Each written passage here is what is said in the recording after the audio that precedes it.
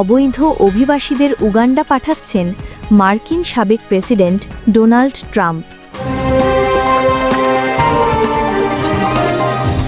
শেখ হাসিনাকে বাংলাদেশে ফেরত পাঠানোর দাবি তুললেন ওয়েসি। ব্রেকিং নিউজ, গোলাম মাওলা রনির মুখোশ খুললেন ফারজানা। এতক্ষণ শুনছিলেন সংবাদ শিরোনাম, এবার বিস্তারিত। অবৈধ অভিবাসীদের উগান্ডা পাঠানোর চাঞ্চল্যকর সিদ্ধান্ত নিয়েছেন মার্কিন প্রেসিডেন্ট ডোনাল্ড ট্রাম্প। অভিবাসন নিয়ন্ত্রণে কঠোর নীতির অংশ হিসেবে হন্ডুরাস ও উগান্ডার সঙ্গে দ্বিপাক্ষিক চুক্তি স্বাক্ষর করেছেন তিনি। চুক্তি অনুযায়ী নিজেদের নাগরিক নন এমন অভিবাসীদের গ্রহণ করতে সম্মত হয়েছে দেশ দুটি। এই খবর ছড়িয়ে পড়তেই বিশ্বজুড়ে নিন্দা, সমালোচনা আর বিতর্ক শুরু হয়েছে। মানবাধিকার সংস্থাগুলো বলছে এটি আন্তর্জাতিক শরণার্থী আইনের সরাসরি লঙ্ঘন। তাদের অভিযোগ, অভিবাসীদের রাজনৈতিক খেলায় ব্যবহার করছেন ট্রাম্প। উগান্ডার পররাষ্ট্র মন্ত্রণালয় জানিয়েছে চুক্তি বাস্তবায়নের কাজ শুরু হয়ে গেছে। দ্য গার্ডিয়ানের তথ্যমতে উগান্ডা প্রায় 2 লাখ শরণার্থীকে আশ্রয় দিতে রাজি হয়েছে, যারা আসবে কঙ্গো, ইথিওপিয়া, ইরিত্রিয়া, সুদান আর দক্ষিণ সুদানের মতো আফ্রিকান দেশ থেকে। অন্যদিকে হন্ডুরাস 2 বছরের মধ্যে গ্রহণ করবে শত শত স্প্যানিশভাষী অভিবাসী। শর্ত হল অপরাধমূলক কোনো রেকর্ড থাকা যাবে না। তবে মোট কতজন অভিবাসীকে পাঠানো হবে তা এখনও স্পষ্ট করেনি ট্রাম্প প্রশাসন।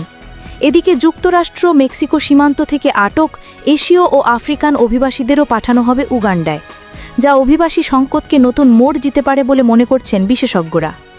ট্রাম্পের দ্বিতীয় মেয়াদের নির্বাচনী প্রচারণার অন্যতম প্রধান প্রতিশ্রুতি ছিল অবৈধ অভিবাসীদের বিতরণ। ক্ষমতায় ফেরার পর থেকে সেই প্রতিশ্রুতি বাস্তবায়নে আরও আক্রমণাত্মক হয়ে উঠেছেন তিনি। সম্প্রতি সুপ্রিম কোর্টের রায়ও তার নীতিকে আরও শক্তিশালী করেছে। কিন্তু মানবাধিকার সংস্থাগুলো বলছে এই নীতির ফলে হাজারো শরণার্থী মারাত্মক নিরাপত্তা ঝুঁকিতে পড়বে। বিশ্বব্যাপী সমালোচনার ঝড় বইছে ট্রাম্প প্রশাসনের বিরুদ্ধে। এখন দেখার বিষয় এই সিদ্ধান্ত বাস্তবায়ন হলে আন্তর্জাতিক রাজনীতিতে কী প্রভাব পড়ে। ব্রেকিং নিউজ, ভারতের হায়দ্রাবাদ থেকে নির্বাচিত সংসদ সদস্য আসাদুদ্দিন ওয়েসি বৃহস্পতিবার এক বিস্ফোরক মন্তব্য করেছেন। তিনি বলেছেন, সরকার যদি সত্যি সত্যি অবৈধ বাংলাদেশিদের ফেরত পাঠাতে চায় তাহলে এখনই শেখ হাসিনাকে ফেরত পাঠানো হোক, তাকে দিয়েই শুরু হোক অভিযান।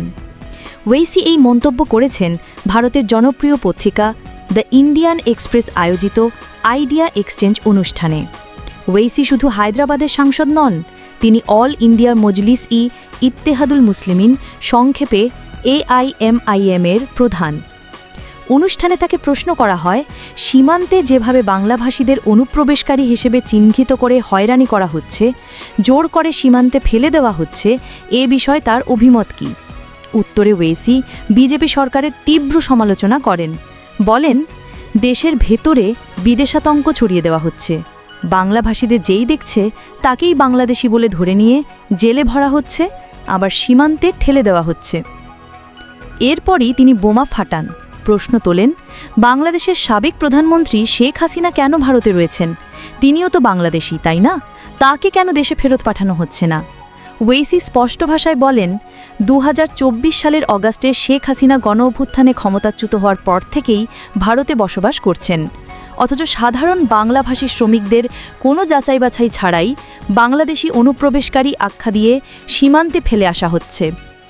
ওয়েসির মতে, দেশকে যদি অনুপ্রবেশকারী মুক্ত করতে হয় তাহলে শেখ হাসিনাকেই ফেরত পাঠিয়ে শুরু করুন। তিনি আরও বলেন, ভারতের উচিত বাংলাদেশের জনপ্রিয় অভ্যুত্থানকে স্বীকৃতি দেওয়া এবং নতুন সরকারের সঙ্গে সুসম্পর্ক গড়ে তোলা। নিজের বক্তব্য ব্যাখ্যা করতে গিয়ে ওয়েসি উদাহরণ টেনে বলেন, বাংলাভাষী শ্রমিকদের মালদহ, মুর্শিদাবাদ থেকে ধরে নিয়ে কখনো পুনে থেকে উড়াজাহাজে তুলে এনে কলকাতায় নামিয়ে তারপর সীমান্তে ছেড়ে দেওয়া হচ্ছে, অথচ তারা আদৌ বাংলাদেশি কিনা সেটা পর্যন্ত যাচাই করা হচ্ছে না। অন্যদিকে শেখ হাসিনা ভারতে থেকে বিবৃতি দিচ্ছেন, বক্তব্য দিচ্ছেন, অথচ তাঁকে নিয়ে সরকার চুপ। ওয়েসি অভিযোগ করেন, দেশে এখন এমন অবস্থা তৈরি হয়েছে যেখানে শুধু বাংলা ভাষায় কথা বললেই মানুষ বাংলাদেশি হয়ে যাচ্ছে, পুলিশের হাতে অকারণে মানুষ গ্রেপ্তার হচ্ছে। আর বিজেপি সরকার এই বিদেশভীতি ব্যবহার করছে রাজনৈতিক স্বার্থে। বিহারেও চলছে ভোটার তালিকা সংশোধনের নামে মুসলিমদের নাম কেটে দেওয়া প্রক্রিয়া। ওয়েইসি বলেন, আমার নিজের দলের সমর্থকরাও এই হয়রানির শিকার হয়েছেন। বাংলাভাষীদের এভাবে ধরপাকড়ের কারণে ভারত বাংলাদেশ সম্পর্কেও তৈরি হয়েছে উত্তেজনা। সীমান্তে বিএসএফের কার্যক্রম নিয়ে পশ্চিমবঙ্গ সরকার ও কেন্দ্রীয় সরকারের দ্বন্দ্ব চরমে উঠেছে। কলকাতা ও আসাম সীমান্তে প্রতিবাদ চলছে। তৃণমূল কংগ্রেস সংসদেও এর বিরুদ্ধে সরব হয়েছে। ওয়েইসির কড়া সমালোচনার লক্ষ্য স্পষ্ট, বিজেপি এবং তাদের বিভাজনমূলক নীতি। সব মিলিয়ে প্রশ্ন উঠছে, শেখ হাসিনাকে দেশে ফেরত পাঠানোর দাবি কি নতুন কোনো বিতর্ক উস্কে দেবে, নাকি সত্যি শুরু হবে এক নতুন অধ্যায়? এতক্ষণ শুনছিলেন আসাদুদ্দিন ওয়েইসির বিস্ফোরক বক্তব্য ঘিরে বিশেষ প্রতিবেদন। এই ছিল breaking news. Breaking news. Patuakhali ৩ আসনের আওয়ামী লীগের সাবেক সংসদ সদস্য বিতর্কিত নেতা গোলাম মাওলা রনির মুখোশ খুলে দিলেন তার দ্বিতীয় স্ত্রী ফারজানা আফরোজ। কয়েকদিন ধরে সামাজিক যোগাযোগ মাধ্যমে নানা গুঞ্জন চলছিল। রনির দ্বিতীয় বিয়ে, পাত্রীকে কবে বিয়ে হলো, কেন বিয়ে হলো, এসব প্রশ্ন ঘুরপাক খাচ্ছিল।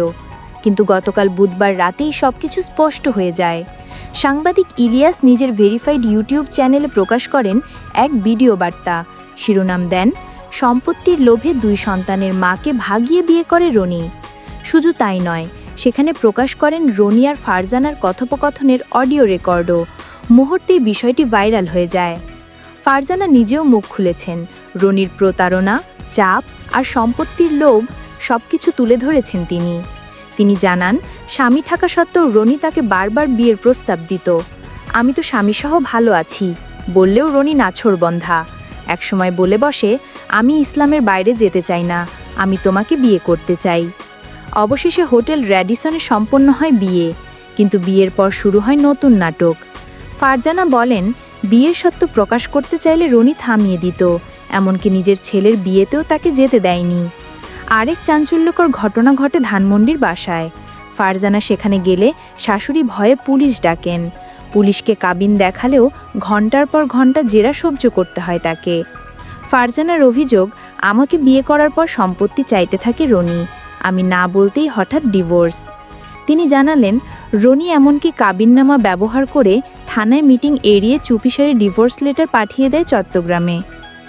সাংবাদিক ইলিয়াস দাবি করেছেন, 2009 সাল থেকেই রনি ফারজানার পেছনে লেগেছিলেন। 2018 সালে তাকে দিয়ে স্বামীর সঙ্গে তালাক করান। পরে 2022 সালে বিয়ে করেন আর কয়েক মাস আগে ডিভোর্স দেন, কারণ কাঙ্ক্ষিত সম্পত্তি পাননি। আরও বিস্ফোরক তথ্য দিলেন ইলিয়াস। ফারজানার বাবা মা নেই, ভাই নেই, তিনি বোনের সম্পত্তি দেখাশোনা করেন, আর এই সম্পত্তি বাগাতে রনির সব ষড়যন্ত্র। গোলাম মাওলা রনির বিরুদ্ধে প্রতারণার অভিযোগ এই প্রথম নয়, কিন্তু এবার তার ঘনিষ্ঠজনই মুখ খুলেছেন। এবার কি তবে সত্যিই মুখোশ খুলে গেল? সামাজিক যোগাযোগ মাধ্যমে চলছে তুমুল সমালোচনা। সাধারণ মানুষ প্রশ্ন তুলছে, এমন একজন ব্যক্তি কি কখনো মানুষের সেবা করার যোগ্য? শেষ পর্যন্ত এই অভিযোগ প্রমাণিত হলে কি হতে যাচ্ছে গোলাম মাওলা রনির রাজনৈতিক ভবিষ্যৎ, উত্তর দেবে সময়ই।